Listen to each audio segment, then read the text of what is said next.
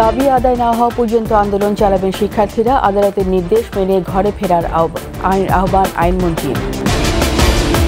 উত্তর মধ্যাঞ্চলে বন্যা পরিস্থিতির আরও অবনতি, ঝুম বৃষ্টিতে রাজধানীতে জলাবদ্ধতা। পেঁয়াজের ঝাঁজ বাড়ছেই, মরিচ আলু সবজির বাজারও ঊর্ধ্বমুখী, ক্ষুব্ধ ক্রেতারা।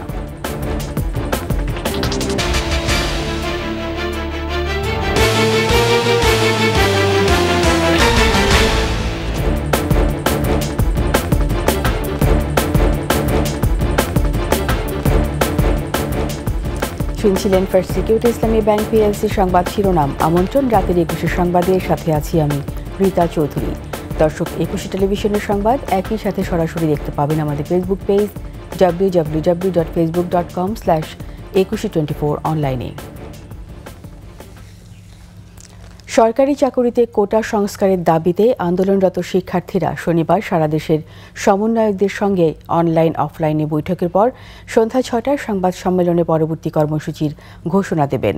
শুক্রবারে বিক্ষোভ ও শাহবাগে অবস্থান শেষে দাবি আদায় না হওয়া পর্যন্ত আন্দোলন চালিয়ে যাওয়ার কথা জানান তারা। বিস্তারিত আহমদ বাবুর প্রতিবেদনে। সরকারি চাকরিতে কোটা সংস্কারের দাবিতে শুক্রবার বিকাল ৪টার দিকে ঢাকা বিশ্ববিদ্যালয়ের গ্রন্থাগারের সামনে জড়ো হন শিক্ষার্থীরা। পরে মিছিল নিয়ে কলাভবন থেকে বের হয়ে টিএসসি ঘুরে শাহবাগে যান তারা। ১ ঘন্টার মতো চারপাশের সড়ক অবরোধ ও অবস্থান নিয়ে সমাবেশ করেন। শিক্ষার্থীরা বলছেন, দাবি আদায় না হওয়া পর্যন্ত আন্দোলন চলবে। কোনো ধরনের যৌক্তিক কোনো সিদ্ধান্ত আসছে, পরিপত্র বা কোনো ধরনের আইন পাশ করার মতো ঘোষণা আসছে সরকারি মহল থেকে, যতক্ষণ আমাদের ন্যায়সঙ্গত এবং যৌক্তিক দাবি আমরা আদায় না করতে পারছি ততদিন আন্দোলন চলবে। কোনো ধরনের হামলা, কোনো ধরনের এই ধরনের ভয় ভীতি প্রদর্শন করে আমাদের এই আন্দোলনকে দমন করা যাবে না।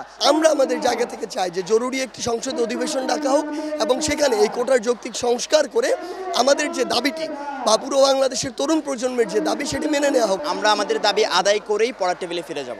শাহবাগ ছাড়ার আগে কোটা সংস্কার আন্দোলনের অন্যতম সমন্বয়ক সাংবাদিকদের ব্রিফ করে পরবর্তী কর্মসূচি জানিয়ে দেন।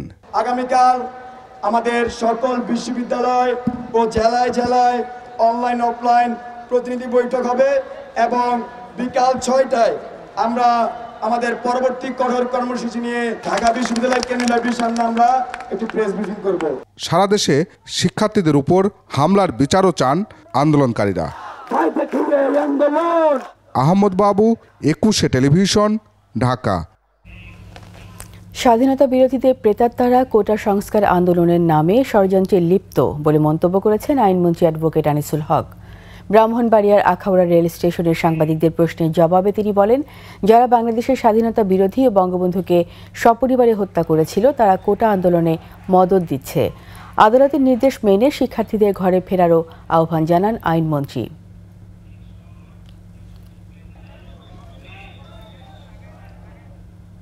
সরকারের দায়িত্ব জনগণের জানমাল রক্ষা করা, সরকারের দায়িত্ব জনগণের সুবিধা অসুবিধা দেখা এবং সেইখানে যদি কেউ বাধাগ্রস্ত করে সরকারকে সেই আইন মোতাবেক ব্যবস্থা নিতে হবে। বৃষ্টি আর উজানের ঢলে দেশে উত্তর ও মধ্যাঞ্চলে বন্যা পরিস্থিতির আরও অবনতি হয়েছে। বাড়ছে নদ নদীর পানি, নতুন নতুন এলাকা প্লাবিত হয়ে বাড়ছে বানভাসীর সংখ্যা। অবর্ণনীয় কষ্টে দিন কাটছে লাখো বানভাসীর। দেখা দিয়েছে বিশুদ্ধ পানির সংকট। তবে বন্যা পরিস্থিতি স্থিতিশীল সিলেটে। এদিকে সিরাজগঞ্জ, কুষ্টিয়া ও টাঙ্গাইলের বাড়ছে নদী ভাঙন। প্রতিনিধিদের সহায়তায় ডেস্ক রিপোর্ট। সিলেটে বৃষ্টি হলেও বাড়েনি নদ নদীর পানি। এতে সংখ্যা কিছুটা কমলেও কমছে না জলমগ্ন সিলেটবাসীর দুর্ভোগ। 3 দফার বন্যায় মানবেতর জীবন কাটাচ্ছেন 8 লাখ বাসিন্দা। 2 সপ্তাহ ধরে জলমগ্ন কুড়িগ্রামের 4 শতাধিক গ্রামের 2 লাখ মানুষ। বিশুদ্ধ পানি ও খাবার সংকটে গবাদি পশু নিয়ে দুর্বিষহ জীবন কাটাচ্ছেন বানভাসীরা। যমুনার পানি বেড়ে বিপদসীমার উপর দিয়ে প্রবাহিত হচ্ছে সিরাজগঞ্জ শহররক্ষা বাঁধ হাট পয়েন্টে। জেলার শাহজাদপুর, চৌহালি, সদর, বেলকুচি ও কাজিরপুরের 34টি ইউনিয়নের চরাঞ্চলে ঘরবাড়িতে প্রবেশ করেছে বানের পানি। ভিতরে বাড়ি ঘরে পানি, আবার একটু কুমা ধরলো, আবার ফের আজকে বাড়তেছে। পানিতে তো লেগেছে, রান্নাবাড়ি খাওয়া দাওয়া সুবিধা, ছাগল গরু মাছ পাড়া খাওয়াইছে। গাইবান্ধার তিস্তা, যমুনা, ব্রহ্মপুত্র ও ঘাঘট নদীতে নতুন করে পানি বৃদ্ধি পাচ্ছে। প্লাবিত হয়েছে নদী তীরবর্তী 165টি চরাঞ্চল। বিশুদ্ধ পানি সংকটে চরাঞ্চলের হাজারো মানুষ। পানি বলার কারণে এটা হচ্ছে। আমরা কোথায় যাবো, কোন জায়গা পাই, রাস্তাঘাট বা স্কুল, ফিল্ড, আশ্রয় কেন্দ্র, এগুলোর মধ্যে আমরা সব লোকজন যাচ্ছে। জামালপুরে নদীর পানি বেড়ে প্লাবিত হচ্ছে নতুন নতুন এলাকা। বাড়িঘরে পানি প্রবেশ করায় উঁচু সড়কে আশ্রয় নিচ্ছেন বন্যা আক্রান্তরা। বাড়ি নদী ভেঙে ছেলে বেলে নিয়ে গেছে, এখন অন্য বাড়িতে চলে আসি। বন্যায় পানি ভাসে গেছে, যে করি বাড়িঘর সব চলে গেছে, আমরা রাস্তা ধারে রয়েছি। এদিকে কুষ্টিয়ার ভেড়ামারায় তীব্র হচ্ছে নদী ভাঙন। গেল কয়েকদিন ধরে উপজেলার বাহিরচরের মুসলিমপুর ও টিকটিকিপাড়া সহ কয়েকটি গ্রামে শুরু হয়েছে পদ্মার ভাঙন। যেটুকু জায়গা আছে এটুকু যদি আমরা না থাকি, আমরা কোথায় যাব? আমরা স্কুলেও পড়তে পারবো না, স্কুলটাও ভাঙার পারাপারি। আমাদের 100 বিঘা জমি গাঙে ভেসে বর্তমানে। টাঙ্গাইলেও পানি কমার সাথে সাথে যমুনা ও ঝিনাই নদীর তীরবর্তী এলাকায় তীব্র ভাঙন দেখা দিয়েছে। জেলার ভুয়াপুর, বাসাইল, দেলদুয়ার ও নাগরপুর উপজেলার 15টি ইউনিয়নের নদী তীরবর্তী এলাকার বাড়িঘর, ফসলি জমি বিলীন হচ্ছে নদী গর্ভে। দীর্ঘদিন ধরে এই বন্যায় বহু জমি রাস্তা ভেঙে গেছে, নদী গর্ভে বিলীন হয়ে গিয়েছে। এই রাস্তা যদি ভেঙে যায় তাহলে 5-7 গ্রামের লোক চলাচল করা বন্ধ হয়ে যাবে। পদ্মার পানি বেড়ে বন্যার শঙ্কা দেখা দিয়েছে রাজবাড়ীর নিম্নাঞ্চলে। প্লাবিত হয়েছে নদী তীরবর্তী এলাকা। খুরশিদ আলম মুকুল, 21 টেলিভিশন। ভোর থেকে মুষলধারে বৃষ্টিতে রাজধানীর বেশিরভাগ সড়কে সৃষ্টি হয়েছে জলাবদ্ধতা। ডুবে গেছে বিভিন্ন এলাকার অলিগুলিও। ছুটির দিন হওয়ায় সড়কে যানবাহন কম থাকলেও দীর্ঘ যানজটে চরম বিপাকে পড়েন কর্মজীবী ও সাধারণ মানুষ। মাহমুদ হাসানের প্রতিবেদন। বৃষ্টি পছন্দ করেন না এমন মানুষ খুঁজে পাওয়া মুশকিল। তীব্র গরমে যেমন বৃষ্টি চাই, তেমনি হাজারো লেখক ও কবি তার সাহিত্যে ঠাঁই দিয়েছেন বৃষ্টিকে। নাটক কিংবা চলচ্চিত্রে রোমান্টিকতা ফোটাতে বৃষ্টির বিকল্প নেই। ছুটির দিনে বৃষ্টির রিমঝিম শব্দে অনেকের ঘুম ভাঙে, আবার অনেকে আরেকটু ঘুমানোর প্রস্তুতি নেয়। প্রকৃতির বিরূপ ছোঁয়া কবিতা, সাহিত্য কিংবা চলচ্চিত্রে নান্দনিকতা ছড়ালেও বৃষ্টির সাথে বাস্তবতার চিত্র ভিন্ন। ভোররাত থেকে মাত্র 60 মিলিমিটার বৃষ্টিপাতে তলিয়ে যায় রাজধানীর অধিকাংশ সড়ক। অ্যাম্বুলেন্স, প্রাইভেট কার, সিএনজি চালিত অটোরিকশা সড়কে আটকে তৈরি হয় দীর্ঘ যানজট। কোমর সমান পানিতে আটকে যাওয়া এসব যানবাহন ঠেলতে দেখা যায় রাজধানী জুড়ে। এর মধ্যেই ঘর ছেড়ে বাইরে এসেছেন কর্মজীবী মানুষ। জলাবদ্ধতার বিরুদ্ধে রীতিমতো যুদ্ধ করে পৌঁছান কর্মস্থলে। আমার হচ্ছে বাকশিল্পাঙ্গনে পরীক্ষা আছে, তার জন্য আমি যাচ্ছি আর কি। কষ্ট হলে বৃষ্টি নিয়ে যেতে হচ্ছে আর কি। এখন বাইরে যেদিকে যায় এদিকেই পানি, যেদিকে যায় এদিকেই পানি। এখন এই যে পানিতে বন্ধ হয়ে গেছে। বৃষ্টিতে ভিজা ভিজা এখন ডিউটি শেষ করলাম, এখন আবার ভিজা ভিজা বাসায় যাচ্ছি। এমন বৃষ্টিতে রাজধানীর সড়কগুলোতে অসহনীয় জলাবদ্ধতার জন্য কর্তৃপক্ষের দায়িত্ব নিয়ে প্রশ্ন তোলেন নগরবাসী। মাহমুদ হাসান, 21 টেলিভিশন, ঢাকা। সপ্তাহের ব্যবধানে পেঁয়াজের দাম বেড়ে দাঁড়িয়েছে 120 টাকায়। এদিকে সব ধরনের সবজির বাজারও ঊর্ধ্বমুখী। স্বস্তির বার্তা নেই কাঁচামরিচ ও আলুর দামেও। তবে কোরবানি পরবর্তী আমিষের চাহিদা কিছুটা কম থাকায় স্থিতিশীল মাছ ও মাংসের বাজার। বিস্তারিত জানাচ্ছেন পার্থসারথী। অস্বাভাবিকভাবে বেড়েই চলেছে সবজির দর। বাজারে বেশিরভাগ সবজি কিনতে হচ্ছে 60 থেকে 80 টাকা কেজি দরে। কিছু সবজির দাম আবার কেজি প্রতি শতকও ছাড়িয়েছে। যদিও মাত্র কয়েক মাস আগেই পেঁয়াজের ভরা মৌসুম শেষ হয়েছে, তবুও অস্থির পেঁয়াজের বাজার। আদা রসুনের দাম কমলেও ওঠানামা করছে কাঁচামরিচ আর আলুর দাম। আমাদের যে দেশি মরিচটা আছে সেটা অ্যাভেলেবেল সব পচা, আমরা আইনা বিক্রি করতে পারি না, কাস্টমার শুধু অবজেকশন দিতেছে। আর ইন্ডিয়ান যে মরিচটা ওটা বর্তমানে খুবই ভালো, কিন্তু দামটার দিক থেকে একটু বেশি। বেগুনটা 120 টাকা কেজি কিনা, এখন 130 টাকা বেচতে গেলে পারতেছি না, কাস্টমার নিতে পারতেছে না, এত দাম। যে টমেটোটা আপনার 160 টাকা কেজি কিনা, এখন 180 বেচতে গেলে আমরা পারতেছি না। বৃষ্টির কারণে দাম বেড়েছে, বিক্রেতাদের এমন মন্তব্যকে অজুহাত বলছেন ক্রেতারা। সবজির বাড়তি দাম নিয়ে হতাশা প্রকাশ করেন তারা। পেঁয়াজ কিনলাম, কাঁচামরিচ কিনলাম, গত সপ্তাহের চাইতেও আর একটু দাম বেশি আর কি, বাজারের সাথে আমাদের বেতনের সাথে মিলতেছে না। এদিকে মাছ মাংসের বাজার তুলনামূলক অনেকটাই স্থিতিশীল। প্রতি কেজি ব্রয়লার বিক্রি হচ্ছে 170 থেকে 180 টাকা। সোনালী জাতের মুরগি কেজি প্রতি 300 থেকে 320 টাকা। আমদানি প্রচুর ছিল, ফ্রিজ ভরা গরুর মাংস ছিল, মানুষজন কেনাকাটা কম করছে, এখন আবার একটু খালি টালি হয়েছে, এই জন্য মুরগির দাম বাড়তে পারে, আমদানি অনেক কমে গেছে। গরুর মাংস বিক্রি হচ্ছে 750 থেকে 780 আর খাসি কেজি প্রতি 1200 টাকা। এদিকে ডিমের দাম ডজনে কমেছে অন্তত 10 থেকে 15 টাকা। উৎপাদন স্বাভাবিক থাকে, আমার মনে হয় বাজার কমবে। ডজন 140 টাকা লাল ডিম, সাদা ডিম 135 টাকা ডজন, খুচরা 48 টাকা, সাদারা 46 টাকা। বাজার তদারকিতে যথাযথ পদক্ষেপের দাবি সাধারণ মানুষের। পার্থসারথী, 21 টেলিভিশন, ঢাকা। বঙ্গবন্ধু শেখ মুজিব মেডিকেল বিশ্ববিদ্যালয় BSMMUতে সব মিলিয়ে আইসিইউ বেড রয়েছে 129টি, যার মধ্যে নষ্ট এবং ব্যবহারের অভাবে পড়ে আছে প্রায় 60টি আইসিইউ। রয়েছে প্রশিক্ষিত জনবল ঘাটতিও। এমন অবস্থায় জীবন মৃত্যুর সন্ধিক্ষণে আইসিইউ সেবা থেকে বঞ্চিত হচ্ছেন রোগীরা।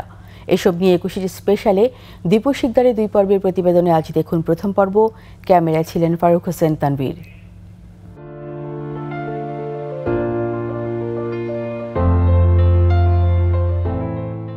উন্নত এবং কম খরচে স্বাস্থ্যসেবার জন্য সুনাম রয়েছে বঙ্গবন্ধু শেখ মুজিব মেডিকেল বিশ্ববিদ্যালয়ের।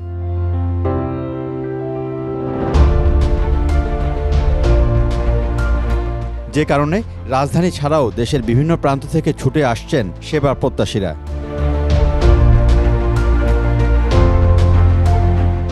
এখানে বিভিন্ন ইউনিটে আইসিইউ, সিসিইউ, এসডিইউর মতো অতি জরুরি সেবা দেওয়া হচ্ছে। BSMMUর আইসিইউর সাধারণ বেডের ভাড়া 2100 টাকা। তবে লাইফ সাপোর্ট যুক্ত হলে এই ভাড়া কিছুটা বৃদ্ধি পায়, যার খরচ প্রাইভেট হাসপাতালগুলোতে বহুগুণ। সিট যদি আরও বেশি হয়, মানুষ অবশ্যই আরও বেশি সেবা পাবে। হ্যাঁ, যত বেশি হয়, আর যত বেশি সিট যদি খালি থাকে তখন হয়তো প্রাইভেটে তো মানুষ এত যাবে না। প্রাইভেটে তো অনেক বেশি খরচ, প্রায় 50-60-র মতো রান করছে।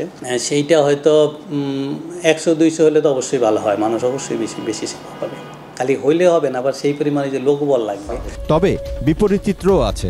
শিশু বিভাগে একটি আইসিইউ বেডের জন্য প্রাণপণ চেষ্টার আকুতি ঝরল রোগীর স্বজনের কণ্ঠে। 4 দিন ধরে আজকে ট্রাই করতেছি, এখানে প্রতিদিনই আসতেছি, জমা দিচ্ছি ফাইল, তো এখন সিট খালি নাই। তারপরও ওনারা বলছে যে হলে জানাবে। কারণ এই বিভাগে রয়েছে বেডের সংকট। একাধিক আইসিইউ বেড নষ্ট হয়ে পড়ে আছে দিনের পর দিন। এমন দৃশ্য ধরা পড়েছে 21-এর ক্যামেরায়।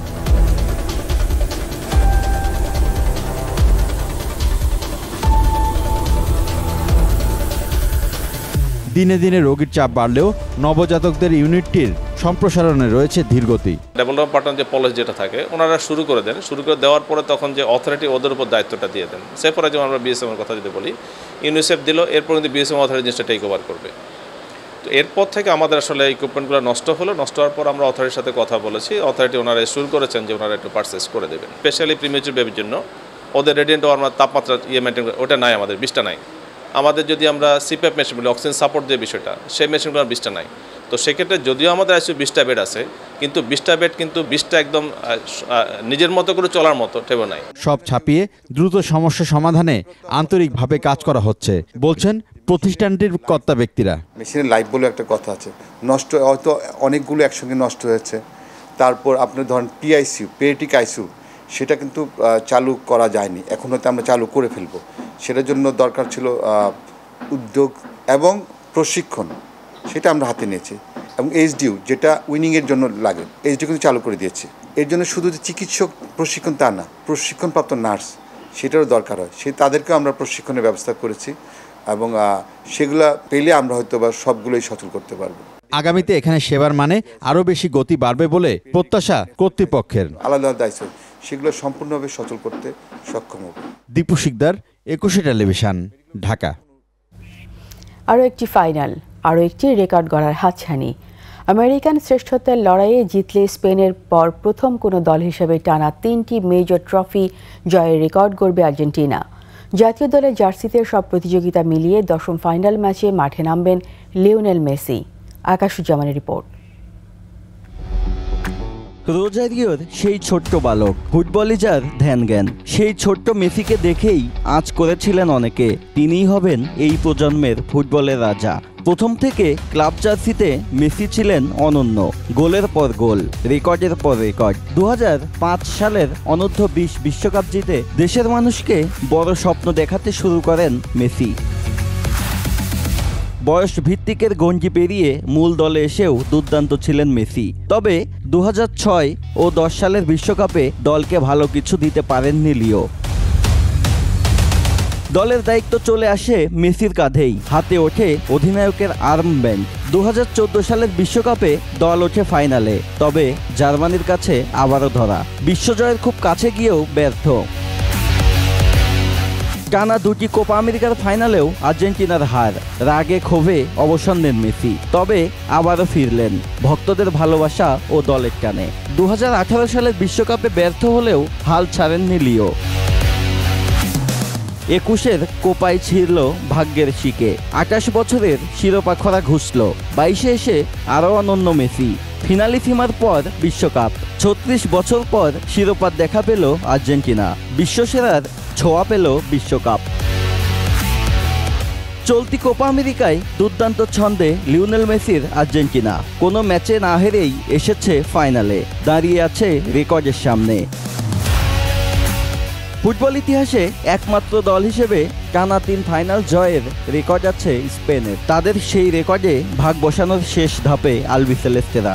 এই ম্যাচটি ডি মারিয়ার জাতীয় দলের জার্সিতে শেষ দিন, হতে পারে মেসিরও। এমন দিনে এমন সুযোগ কি হাতছাড়া করতে চাইবে আর্জেন্টিনা? আকাশুজ্জামান, 21 টেলিভিশন। এর সাথে শেষ করছি রাতের 21 সংবাদ। যাওয়ার আগে ফার্স্ট সিকিউরিটি ইসলামী ব্যাংক পিএলসি সংবাদ শিরোনামগুলো আরও একবার। দাবি আদায় না হওয়া পর্যন্ত আন্দোলন চালাবেন শিক্ষার্থীরা, আদালতের নির্দেশ মেনে ঘরে ফেরার আহ্বান আইনমন্ত্রীর। উত্তর মধ্যাঞ্চলে বন্যা পরিস্থিতির আরও অবনতি, ঝুম বৃষ্টিতে রাজধানীতে জলাবদ্ধতা। পেঁয়াজের ঝাঁঝ বাড়ছেই, মরিচ আলু সবজির বাজারও ঊর্ধ্বমুখী, ক্ষুব্ধ ক্রেতারা।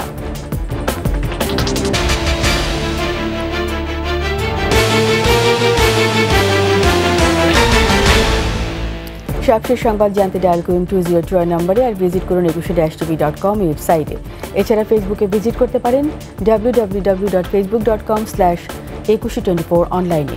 এতক্ষণ সঙ্গে থাকার জন্য ধন্যবাদ। পরবর্তী সংবাদ দেখার আমন্ত্রণ রইল।